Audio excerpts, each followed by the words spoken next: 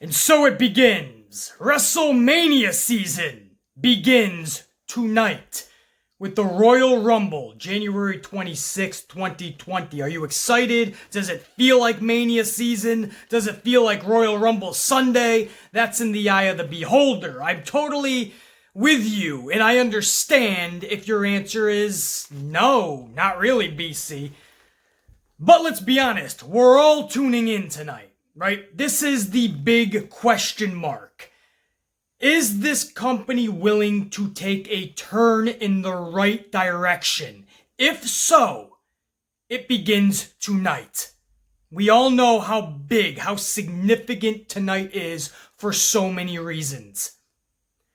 Now in this video, guys, I first want to go over the Royal Rumble preview right now.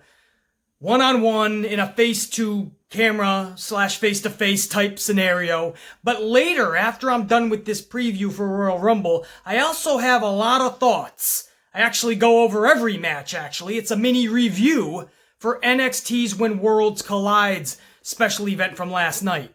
I do have words on that. Now, that is just audio. I filmed that late last night. I didn't have all the lighting equipment up, so I went full throttle with audio only. So you're not going to get this type of interaction, but at least you're getting that for the Rumble preview. After this, if you want to hear my words, my review on When Worlds Collide from last night, NXT show, then I absolutely gave a review. It is just in audio form, and I will have that as a part of this video. So after this preview, if you want, stay with the video, and you'll hear my audio thoughts on When Worlds Collide. So that's just a little programming note of this video. And of course, tomorrow, Royal Rumble, the good, the bad, and the ugly review. We're going to dissect every single match and put it in the category that it deserves to be in. Was it good? Was it bad? Or was it ugly? No mulligans. We're going full throttle. I'm not letting Vince McMahon off the hook. No more, especially starting tonight.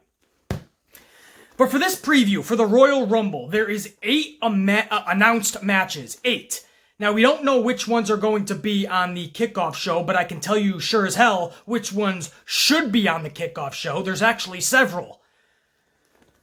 But I'm going to go over all 8 matches now because, again, we don't know officially, or at least at the filming of this video, we don't know officially which ones are going to be on the pre-show. We can pretty much guess which ones will be, and I'm going to start off with match 1 that is announced, and that is Shorty G taking on Sheamus.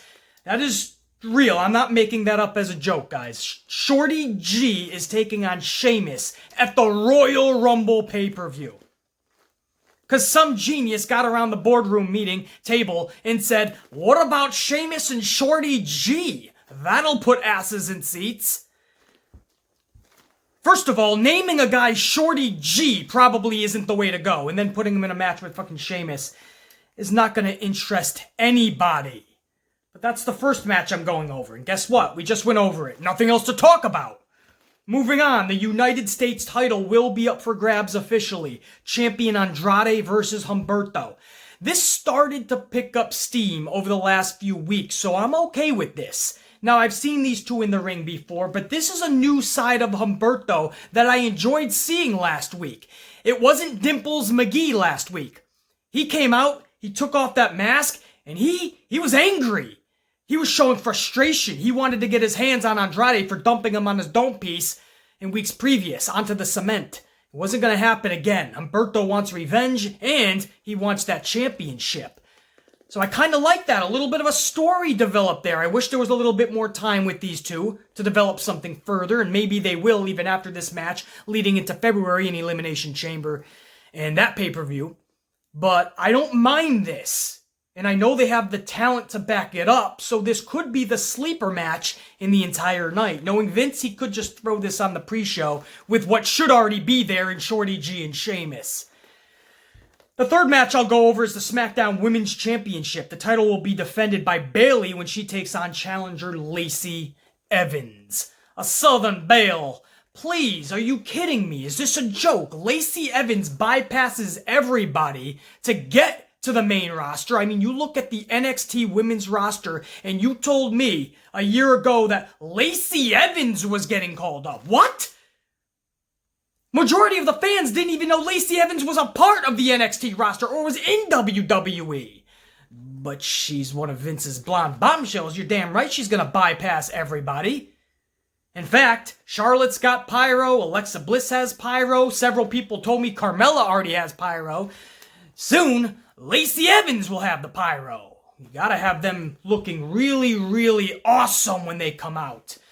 To match what Vince McMahon is putting them booking-wise. There, front and center, every single big matchup, every single big pay-per-view. It's Lacey Evans, it's Charlotte Flair, it's Alexa Bliss. Again, Carmella even held the SmackDown Women's Championship several times. It's amazing to me that is your championship match at the Royal Rumble. That's not even shade to Lacey Evans. That's just facts. When you look at the NXT Women's roster, a year ago, today, a year before a year ago, that would make it, 2 years ago? And you're telling me Lacey Evans bypassed everybody to get to the main roster? You're telling me Lacey Evans is fighting for championships? And then you want me to believe that she's a face. You want me to believe this forced, unrealistic, unnatural nature of a face of her. No, I'm not going to buy into that. Because you turned her without a proper explanation. You got to explain yourself. Why is she a face? This happened so unnaturally and way too quick. She was just calling us all nasties for a whole year, and now all of a sudden, she's giving hoorah speeches and telling us to go for our dreams and never give up. But I thought I was a nasty a month ago. So even though we're nasty, we should never give up. Which is it? You can't just flip people on a dime. There has to be a story that's told, and you have to do it in a realistic, natural way. This is unnatural. This is unrealistic. And I can't buy into Lacey Evans if you're not going to tell me the story properly. Now she's fighting for a championship. Come on, man. Knowing Vince, he would give Lacey that championship. I know all of our dream scenario is Bayley keeps it, Sasha wins the Rumble, and we get a Sasha-Bayley matchup at WrestleMania. The biggest stage where they should have been years ago. But knowing Vince, he put it on Lacey. I wouldn't put it past him. Fourth match I want to talk about is a Falls Count Anywhere match. This is Roman Reigns taking on Baron Corbin. You're damn right you better put a stipulation like Falls Count Anywhere, because nobody wants to see Roman Reigns and Baron Corbin in there for the 714th time, because that's what it is. So they're going to take this baseball stadium down there in Houston, Texas, and they're going to try to have them fight all around the stadium, probably, so it generates some buzz, some electricity in the crowd. That's the only way you're going to do it. But am I just going to get Baron and Roman going around the stadium, punching each other and kicking each other? They better have some cool spots planned, and they better have an awesome finish. There better be a reason and a meaning to all of this. Otherwise, it is just Corbin and Reigns for the 714th time. And don't worry, for you Roman Reigns fans, if you think that's the only time you're going to see him, he's double dipping. He's also going to be in the Rumble match, which is crazy to me. You're not going to hold your Universal Champion Brock Lesnar in that standard. You're not going to force him to defend his championship. If he wants to be in the Rumble, that's fine. But you have to make Brock Lesnar defend his championship. He never defends it. He hasn't defended it in months. And now he's going to be at the Rumble, and you're not forcing him to have a matchup. He just gets to pick and choose. I'm going to be in the Rumble and that's it. But Roman Reigns, he's double dipping. So we're getting Roman twice and the champion doesn't even have to defend his championship. Nobody finds issues with that. Nobody has a problem. I'm being too negative. I'm overly critiquing this. I'm overanalyzing it. Or am I just asking common sense questions? Brock should be double dipping, not Roman. Falls Count Anywhere. I hope this adds some type of fun to this matchup, because otherwise it's Roman and Baron at the skeleton of it all, at the bare bones of it all. The fifth match I want to go over is a Raw Women's Championship. This is Becky Lynch, the champion, taking on challenger Asuka. This is a story that's been sitting in their lap from day one. So I don't mind this, right? Asuka does have Becky's number because WWE screwed up a year ago. WWE had Becky Lynch lose a match one-on-one with Asuka, and then they had Becky put herself, or thanks to Fit Finley, put herself into the Royal Rumble and win the Rumble match. So for the whole last year, people with common sense and logic like the Amplified Man never really never really put Becky Lynch into that top spot because we know what happened earlier in the night when she won the Rumble. Earlier in the night, she lost to Asuka. So we were all thinking, that's Asuka's spot. You never beat Asuka. WWE, I think, never got over that. Becky Lynch sure as hell never got over that. I think they know deep down they screwed up. And I think Becky knows she should have fought more about not losing to Asuka. Trust me, I'm not saying I would have liked Asuka losing at the Royal Rumble. Asuka should be winning matches, and she does if you look at her winning percentage, which a few videos ago I went over, and she's 64%. As far as televised / pay-per-view matches for 2019's Royal Rumble all the way to this Royal Rumble, she's a 64% winning average. So, she wins the matches. Vince McMahon just never puts her in any meaningful storyline, usually. Vince McMahon hardly uses her, usually. Until Rio won that championship over in AEW, and Vince McMahon was forced to use his Japanese talent, so he put Asuka in there with Kairi, had them win the tag team championships, and then he gets to push them to the side. See, we're using our Japanese talent too, just like AEW is. Vince always tries to save face in that way. If it wasn't for Rio winning that AEW championship, Asuka would still be in irrelevancy.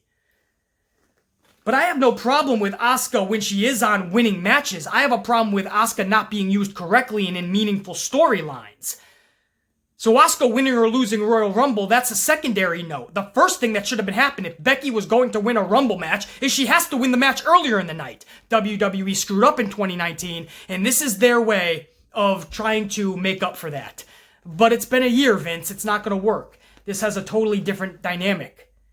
But I do like the story of Becky just can't beat Asuka.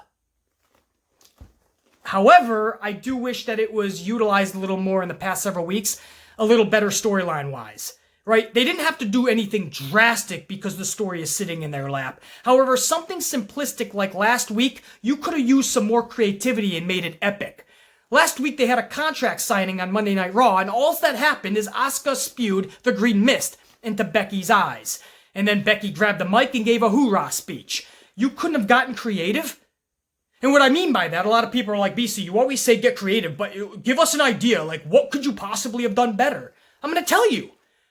They used Kairi Sane, right? Kairi came out with Asuka, and Kairi was forced out of the ring by Becky, and that's the last we saw of Kairi. And then it was just Asuka and Becky. What I would have done, during the contract signing, while Becky is sitting down, Kairi comes through the crowd from behind Becky, holds Becky while Becky's in the chair, holds her arms behind her, almost like full Nelson type style. Is holding Becky while she's seated. Asuka gets up in front of Becky's face while Becky is still seated, starts speaking a bunch of just harsh Japanese to Becky. We don't know necessarily what she's saying to Becky, but we know it's not nice, and we know they're not setting up a tea time for later. We know that Asuka is coming full throttle, and she's yelling at Becky in Japanese, and Becky just wants to get out of this hole, but Kairi has her. And then at the very end, when Asuka's all done yelling at Becky, then she spews the green mist into Becky's face. You can even put an Asuka lock afterwards if you want. And then Asuka signs the contract. And while Becky is down and out, mist in her eyes, the green is all over. Then Asuka takes the contract that's just been signed, shoves it into Becky's mouth. And then Asuka walks off. Backstage is when we see Becky held up by a few officials. They're trying to take her to the medical facility. You could even have her at the medical facility door, and a Kathy Kelly or a Charlie Caruso, somebody's trying to interview one of the refs to see if Becky is okay. Becky sees this. Becky shoves the referee out of the way. Becky gets the mic from Charlie Caruso and says, Asuka, this is all I need. And it's the contract that was just stuffed in her mouth. But it didn't go to no referee. It didn't go to no president of WWE. No, she kept that crumbled up contract. And she says, Asuka, this is all I needed. At Royal Rumble, your ass is mine. Then she walks off into that medical facility. Your ass is mine. This is all I needed. That crumbled up contract that was just stuffed in her own mouth. It's almost like she's using that as fuel, as fire. That's what you needed, creativity. Otherwise, it's 5-year-old booking. Anybody, any 5-year-old could go around that boardroom meeting and go, green mist. Good job, 5-year-old Nicholas. Right? We'll sit them down at a contract signing. Asuka will say some stuff, and then we'll just spew the green mist. End segment. Becky will say some words, a hoorah speech. Have fun with it. You're a billion-dollar company that gets to do something like this, something unlike anything else in the world, pro wrestling. Have fun. Get creative. Think about it in your dome piece of how much fun you could have with every segment. That's what I do.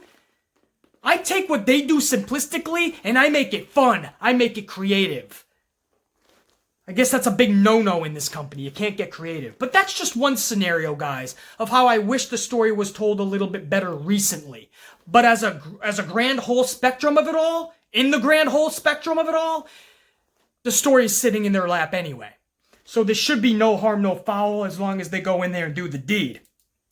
And I expect Becky to keep her championship in this matchup. And Asuka, of course, would still be a tag team champion. At least until Vince says, no more. Or Rio loses her championship in AEW. And Vince is like, all right, we can get him off of our Japanese talent now. Match number 6 I want to talk about is another story that's sitting right in their lap so they don't have to do too much. And that is Universal Champion Bray Wyatt defending his title against challenger Daniel Bryan. This is going to be a strap match, a leather strap match. You guys know I love the old school WCW strap matches. Go back right here on YouTube or on Google. Just Google up Sting versus Vader strap match, and you'll see some awesome strap matches from WCW. So I am looking forward to this, and this story, again, is sitting in their lap because Daniel Bryan and Bray Wyatt have such history. And now recently, The Fiend and Daniel Bryan have good history. So this is another one that didn't need immaculate storytelling because the story was already sitting in their lap. However, they went ahead, and unlike Becky and Asuka, recently they've been telling their story even better. I love how Daniel Bryan was stuffed down below into the depths of the smoke and the depths of the Fiend's hell. And when he came back, he's a brand new or old school Daniel Bryan. And I love how Daniel Bryan and Kane set up the Fiend a couple weeks ago. And the Fiend was the one retreating. This past week, the contract was signed in Wyatt's blood. There was some fun stuff there. The leather strap used as the mandible claw. Little things like that. They're not so little in detail to the Amplified Man. They help make up the grand spectrum of the story. And I love that. So they didn't rest on the laurels of the story. They didn't rest on the nostalgia of what Bray Wyatt and Daniel Bryan once was. They're adding to it. So I am looking forward to this matchup. Daniel Bryan is once again trying to collect some steam. Nobody can deny the fact that Bray Wyatt, even as a heel, is one of the biggest things in pro wrestling today. That's one match I am looking forward to. The 7th match I'll talk about right now, the 7th, is a Women's Royal Rumble matchup. There's only been 9 names announced for the Women's Royal Rumble. That leaves 21 unannounced names. Now we're hearing people like Molly Holly and Beth Phoenix, of course. You might see something like a Lita or a Trish Stratus. That'd be cool. A plethora of NXT women. I'm guessing at least 10. Right? I'm guessing Dakota Kai would be in there. I'm guessing Tegan Nox, Bianca Belair. You might even see a Rhea Ripley. We're definitely expecting the debut. Not just one-time appearance. Not just a one-off. But the debut on the main roster of Shayna Baszler. In fact, we're hearing she's the most likely to win the event tonight. Only if Ronda Rousey doesn't show up. Everybody is expecting Shayna Baszler. Now we're all hoping, the hopeful is Sasha Banks, because again, that sets up the Bayley-Sasha scenario that is sitting in WWE's lap. But because it is, and because it's Sasha Banks, Vince might not give that the time of day. But we're hoping that Sasha Banks pulls this off. I don't even know if there'd be a review tomorrow if Sasha wins the Rumble. I still might be in shock on the floor somewhere. Right? Or I might put my dome piece to a concrete wall just in shock. But man, if Sasha won the Rumble tonight, that would just be the most, one of the most craziest things I've ever seen in pro wrestling. One of the best things that I've ever seen. Obviously, I've been hoping for this for the longest time. Sasha has never had a real career-defining moment. Even with 4 championships that just equaled 3 months tops. Equaled! That's what I mean. She's never had that real epic moment, man. A Royal Rumble victory and then going on to WrestleMania to have one of the biggest matches on the card.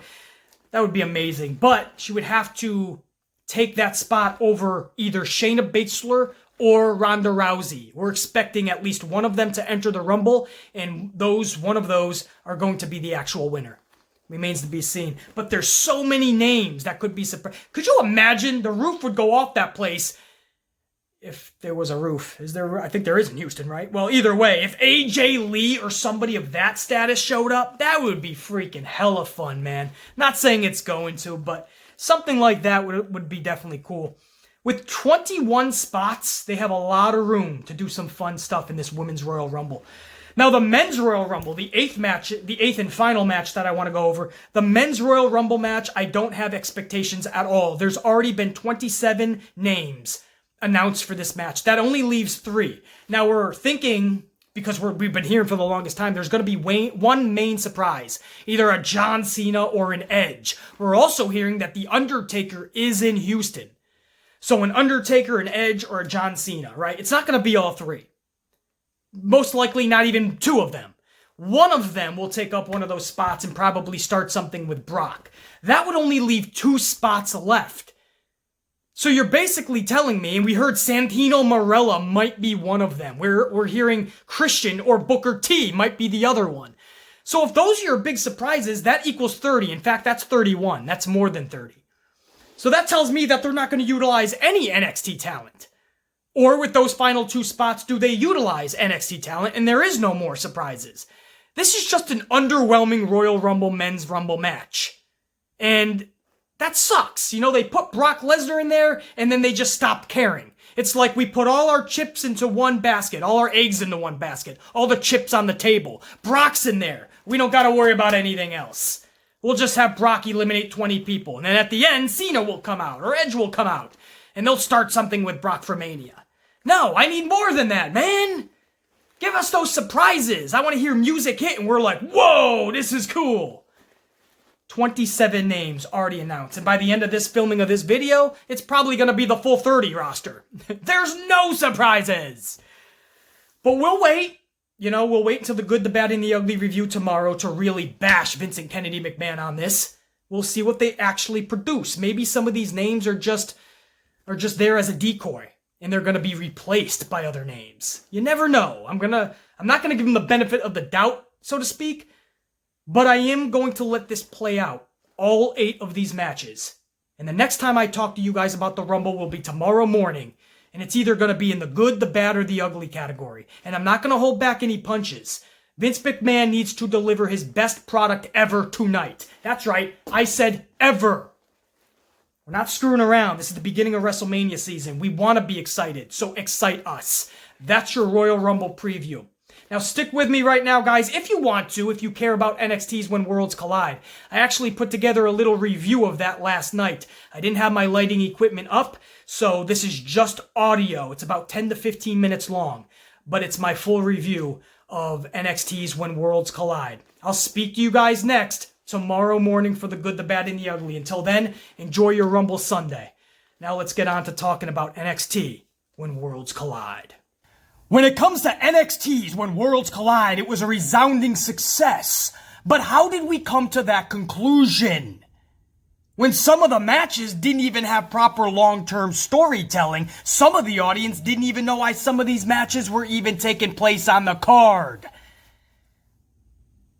But the truth is, NXT from day one was always trying to sell us on the concept of Worlds Collide and the concept alone. The thought of NXT taking on the NXT UK roster was compelling to the diehard fan. And to those fans, NXT's When Worlds Collide more than delivered. Right from the top of the program, with the opening match being Finn Balor versus Dragunov. Dragunov is one of those cats that commits to everything he does. He believes in his abilities, and he commits full throttle on every move he delivers. And when you do that, you're gonna up the game of your opponent, which we saw with Finn Balor in this match last night. Balor tapped into another level of physicality than we're used to out of him, because Dragunov forced him to do such. And when you have 2 highly skilled wrestlers willing to leave it all in the ring in hopes of standing tall in victory, it's almost always going to be a solid damn good match, and this was no exception. A 1916 put Dragunov away as Balor's hand was raised high in the end. And in victory. However, Dragunov putting himself on everybody's radar is a victory within itself. No harm, no foul situation. Balor needed to win this. Dragunov needed to look dominant. Both succeeded. Everybody wins. Match number 2. Could they keep the pace going? Absolutely. Now, I have my gripes in this match, which I'll get to, but right from the jump, this was a Cruiserweight Fatal 4-Way Championship match. Champion Garza taking on Swerve, taking on Travis Banks, taking on Jordan Devlin. By the way, before this match, Triple H and William Regal presented Garza with a brand new, redesigned Cruiserweight Championship. Finally, that bright-ass purple is yesterday. Now, as far as this match goes, you guys know how impressed I've been by Garza and how much Swerve has been growing on me as of late. But Travis and Jordan did the deed last night and held their own in this match as well. I can't possibly watch a Travis Banks match and watch Travis Banks do what he does in that ring and not think of what a classic match would have been between Travis Banks and Chris Benoit. That's right. Close your eyes and think about that. Travis Banks versus Chris Benoit. You pictured it, didn't you? The Amplified Man always does. Now, when this thing was said and done, after just 12 minutes, we were all shocked when Jordan Devlin defeated Swerve to become the new Cruiserweight Champion. Now, don't get me wrong. There's positives, obviously, and those are, like I said, pretty damn obvious. The first positive is this was a damn good match. The second positive is this marks the first time that an active NXT UK roster member has held that championship. Pretty damn cool. However, I have 2 negatives as well for this match. My first negative, this match was only 12 minutes long. I'm going to say the participants in this Cruiserweight Championship match one more time.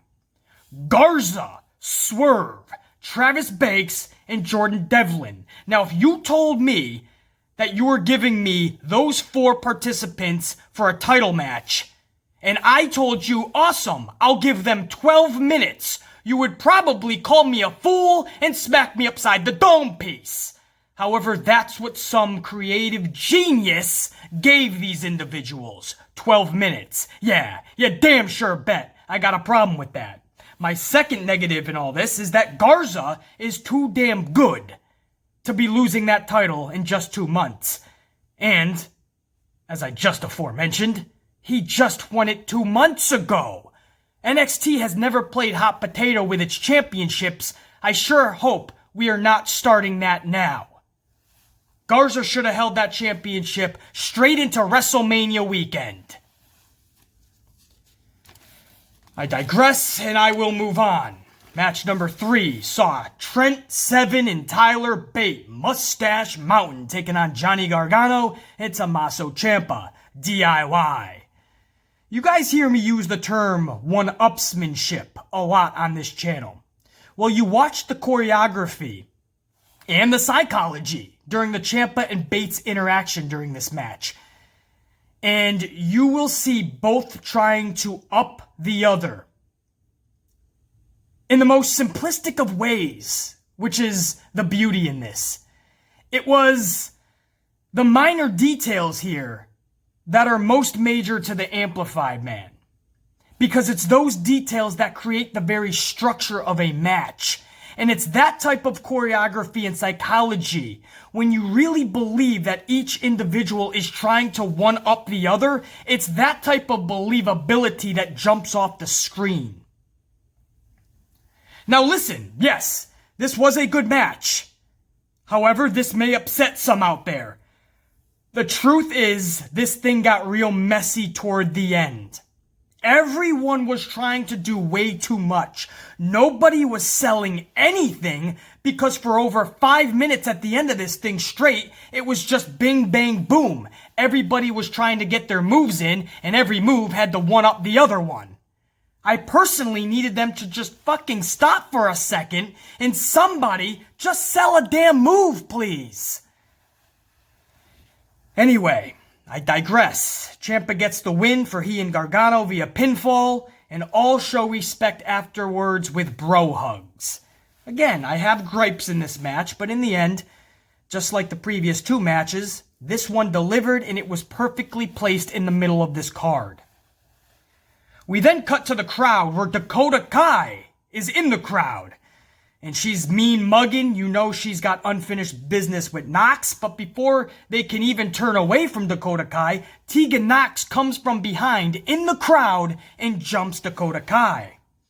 They brawl until several officials and security break it up. And I love this. I love how they incorporated these two into the show and allowed their feud to develop further in a unique atmosphere. This was really well done.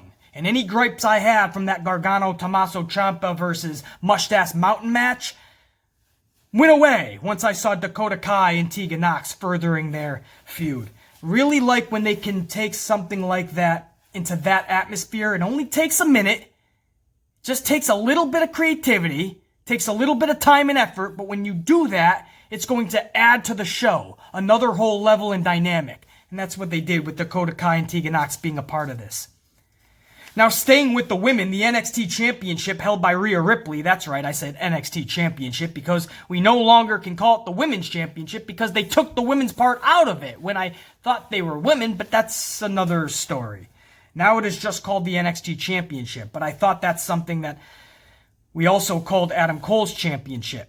This might get confusing. I have no freaking idea, man. I'm going to have maybe I'll have a video in the future about this whole thing, and I don't know, man. It's the NXT Championship now held by Rhea Ripley. Sorry, Adam Cole. She takes on challenger Toni Storm. I like this match because the entire match was one game of chess, but instead of game pieces, they were using their bodies as the pieces. And you could really tell and you really believe that they were overthinking every move. They really wanted to make sure that they were topping their opponent. And that's why I call it an ultimate game of chess. You know, you could read their faces, and their poker faces were on during this game of chess. Call it poker, call it chess. I call it a damn good wrestling match in the end. Every single move that they were doing, you could tell that they were thinking deeply about it. The finish ultimately went to Rhea Ripley as expected and via the Riptide. I would have loved to have seen this match go much longer, as it was barely 10 minutes, and that's if even. But beggars can't be choosers. Pretty cool seeing them in that ring together. Bianca Belair, by the way, is up next for Rhea. And that should be fun because Bianca couldn't get the job done the first time around when she challenged Shayna Baszler for that title. So it'll be interesting to see the developments and the adjustments, the urgency that Belair brings this time around. Should be damn fun. And then it was the main event, the Undisputed Era, Adam Cole, baby! Strong, Fish, and O'Reilly taking on Imperium, Walter, Wolf, Eidner, Barthel. I just couldn't help but think before this match even started, as I looked at the Undisputed Era on one side of the ring and Imperium on the other side of the ring, I just thought, this is fun, man. This is something I want to see genuinely. This is something I care about because they actually took the time to build the era up properly. They built up Imperium. And when you build up two entities and you have them collide at a big pay-per-view or a big event, we care about it. And this is what we've wanted the main roster to do for years, but the main roster refuses. The old man in Stamford, Connecticut refuses to build up stars anymore. Refuses to make superstars. And because of that, we can't see two superstars colliding in a match we want to see. Because we don't even have the superstars. Or at least they're not portrayed as such. It's very few and far in between when we get to see two superstars, or in this case, two factions that we actually care about seeing who is the most dominant faction. We actually want to and need to see who is the most dominant faction. NXT does this consistently. The main roster has just given up on doing it. Now, almost from the beginning of this match, this was a 4-on-3. I believe it was Wolf got injured in this match. I thought this was straight storyline when I first saw it, but now reports are coming out and replays kind of do show that during a double kick by, I believe, Fish and O'Reilly, Wolf was kicked in his chin, and it may have concussed him, so this may actually be a legit injury. I wouldn't be shocked if it was storyline, though, because everybody gelled beautifully afterwards. That's why I initially thought this was storyline, because everybody didn't miss a beat. It looked like that was the plan all along, because everybody worked beautifully after that. It didn't look like there was any hinge in their game. So that's a testament. If this was a real injury that we find out, that's a testament to how good all of these individuals are. In fact, the strength of Imperium, especially Eichner, is straight freaky. In the sheer talent of Imperium, aside from Walter alone, is underrated because they were damn near perfect in this match. Simply flawless was Imperium. And as far as Undisputed Era, we all know exactly how good they are and how I feel about each one of them. There was an awesome moment in this match towards the end after both teams had pretty much gone to war, where both teams totally regrouped, took a respective side in the ring, and they stared across that ring at one another. So just picture that. After well over 20 minutes of going to war, every one of them battered and bruised, they all make it to their feet, and they're all staring across the ring at one another like, what do we possibly do now? I just loved that moment. It was so cool. Now, in the end, Walter ultimately wins this match for Imperium. That's right, I'll say it again. Walter ultimately wins this match for Imperium over Bobby Fish. This was just... Man, I want to say I know Walter's had so many career achievements, and I'm talking about even before NXT, NXT UK, anything you could think of relating to NXT. Walter's had big moments, but this was Walter's, I think, biggest defining moment, guys. I just felt that way. You know, sometimes moments can be told to you that they're bigger than others, and then there's those moments where you feel like they're bigger. For Walter, this to me was his biggest moment ever. For him to stand tall, for Imperium to win 3-on-4, because it was 3-on-4, and they still ended up winning. They still ended up defeating the faction that we thought was the best, baddest ass faction in all of wrestling, and Undisputed Era, and Walter said, sit down, and defeated Adam Cole, Strong, Fish, and O'Reilly. But I don't want to just give Walter the credit here, because damn, did the rest of Imperium show up. And Eichner is so freaky strong. There is so much awesomeness in his career and in his future as well. I mean, we all just got the calling card for Imperium last night. Anybody that just calls them boring or they'll never get over, you look at performances like that, and if they can match that with the personality, with uber charisma, they're going to be something in this business, and that's up to them. And the ball is in their court.